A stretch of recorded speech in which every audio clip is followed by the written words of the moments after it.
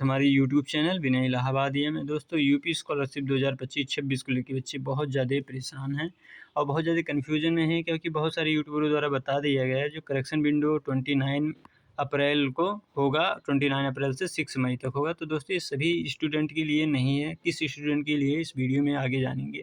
और बहुत सारे बच्चों का तो पेंडिंग शो हो रहा है और उनका अभी वेरीफ़ाई नहीं हो रहा है, तो उनका वेरीफ़ाई कब होगा? आपका रिजेक्ट हुआ है पीएफएमएस से, आपका स्कॉलरशिप आएगा या नहीं आएगा? पेंडिंग वाले बच्चों का क्या होगा?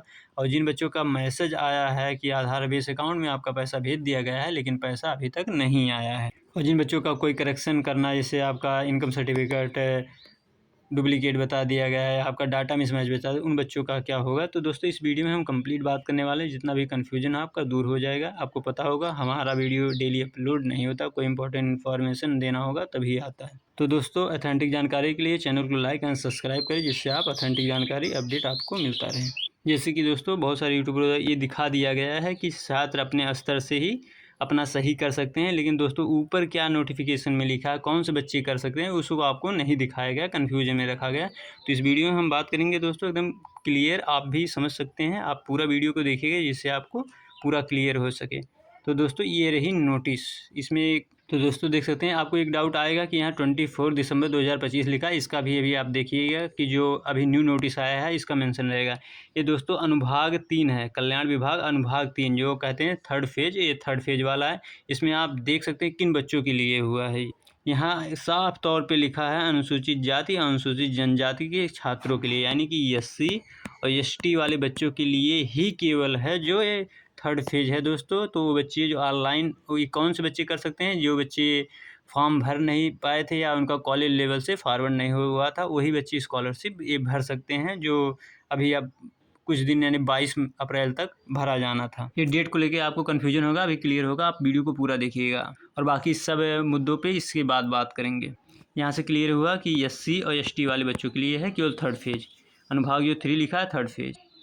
अब यहाँ देख सकते हैं दोस्तों ये सब है, प्रथम चरण ये है, इसके बाद आपका यहाँ से द्वितीय चरण आ गया था, ये रहा तृतीय चरण। तृतीय चरण मतलब अनुभाग थर्ड, तो इसमें केवल अनुभाग थर्ड वाले बच्चों का बात किया गया है। तो जो बच्चे इस बार स्कॉलरशिप जो 22 अप्रैल से पहले सबमिट कॉलेज किए गए हैं, उन्हीं सब की बात इसमें होगी दोस्तों, और सब बच्चों का नहीं होगा। जिन बच्चों का पहले करेक्शन ओपन हुआ सभी बच्चों के लिए नहीं है। आप देख सकते हैं विद्यालय में इनको जमा करना था, फिर स्क्रूटनी होगा, फिर त्रुटि आवेदन सही करने के लिए आपको टाइम दिया जाएगा, फिर आपके छात्रों द्वारा होगा। तो ये दोस्तों ये बिल्कुल नहीं है, सभी बच्चों के लिए ये नहीं है। तो आपको बस इतना नोटिस देख के नहीं विश्वास कर लेना है कि सभी के लिए ओपन हो रहा है, तो आप बिल्कुल कन्फ्यूजन में ना रहे। जो देखिए 29 अप्रैल से लेकर 6 मई तक होगा। ये जो बच्चे अभी फॉर्म भरे हैं उनके लिए ही करेक्शन विंडो, और सभी के लिए नहीं है। फिर स्क्रूटनी होगा, फिर स्कॉलरशिप जो आएगा जून से पहले आ जाएगा दोस्तों। अब दोस्तों डेट को लेकर कन्फ्यूजन होगा कि भैया ये तो डेट दिसंबर का है, तो आप कैसे अभी बता सकते हैं कि ये नोटिस वही है? तो दोस्तों आप ये ध्यान दीजिए 24 दिसंबर लिखा हुआ है। फिर जो अभी नोटिस आया है उसको हम दिखाते हैं, उसमें इसको रिस्पेक्ट में बात किया गया है। तो दोस्तों देखिए यहाँ जो विषय लिखा गया है, यहाँ पर ओबीसी एससी एसटी लिख दिया गया है, लोगों आप सबको यही दिखा दिया गया है। फिर आप पूरा पढ़ेंगे तो आपको समझ में आएगा। तो ये सब है कि जो अभी बच्चे अप्लाई करेंगे, लेकिन आप यहाँ से आपके लिए इम्पोर्टेंट हो जाता है।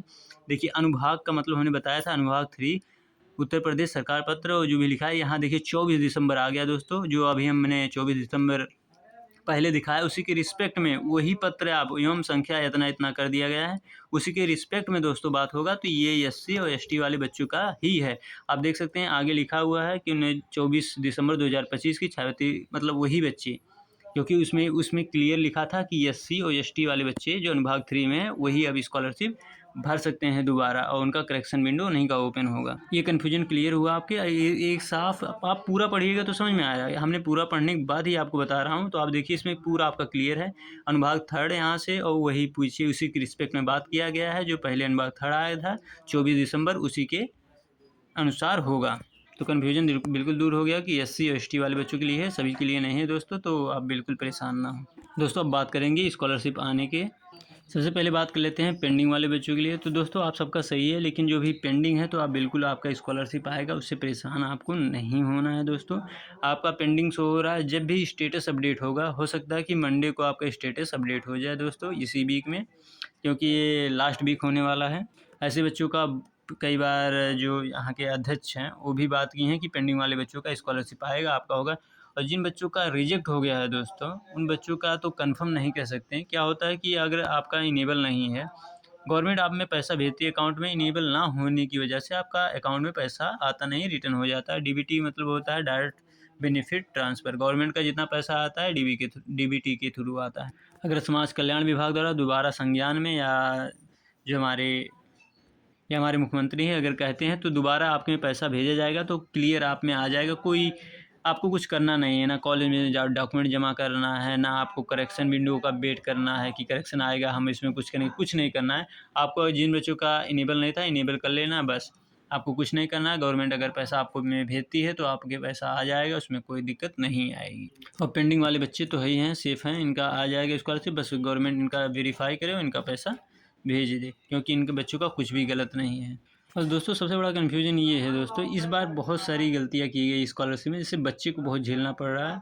और वास्तव में ऐसा नहीं होना चाहिए कि जिससे बच्चे बहुत ज़्यादा परेशान हो। इसमें देख सकते हैं दोस्तों, ये जैसे एक तरह से जो स्कैम वाला मैसेज आता है उसी तरह ये भी है, क्योंकि इनका कहा गया कि आधार बेस अकाउंट में आपके पैसा भेज दिया गया है दोस्तों, लेकिन रियलिटी ये है बहुत सारे बच्चों का, एक दो का हो सकता है ऐसा गलती हो जाए, लेकिन बहुत सारे बच्चों का ऐसा दिया हुआ है, लेकिन पैसा दोस्तों नहीं आया है, अकाउंट में ना आया है। जिससे आधार में आपके 2 अकाउंट ऐड है, दोनों में हमने कहा बहुत सारे बच्चों को चेक करें, उन्होंने कहा दोनों में नहीं आया भैया।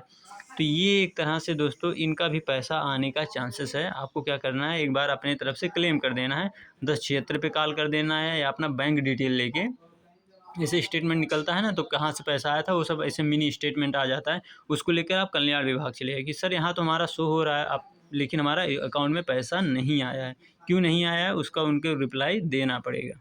दोस्तों एक बार तो ज़रूर आप क्लेम कर दे क्षेत्र में, नहीं तो उनकी तरफ से ये शो कर दिया गया है कि हमने पैसा भेज दिया है। इन बच्चों का स्कॉलरशिप आ सकता है, क्योंकि यहाँ शो हो रहा हो सकता है आ जाना चाहिए। हमें लगता था कि हाँ चलो पीएफएमएस में थोड़ा प्रॉब्लम है, थोड़ा लेट में भेज देंगे, लेकिन अभी तक नहीं आया। तो ये सबसे बड़ी चुनौती है उन सब के लिए और हम सब के लिए कि दोस्तों ऐसा नहीं होना चाहिए था।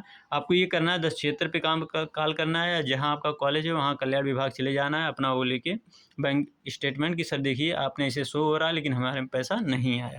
और दोस्तों जिन बच्चों का अगर यहाँ से रिजेक्ट हुआ डिस्ट्रिक्ट लेवल से या और कहीं से रिजेक्ट हुआ, उनका इनकम सर्टिफिकेट डुप्लीकेट बता रहा है, या तो आपका डिस्ट्रिक्ट लेवल से ही किसी तरह से ब्लॉक कर दिया गया है, एफिलेटिंग एजेंसी से ब्लॉक कर दिया गया, तो दोस्तों आपका स्कॉलरशिप आने का चांसेस बहुत कम है, ये समझिए ना के बराबर है।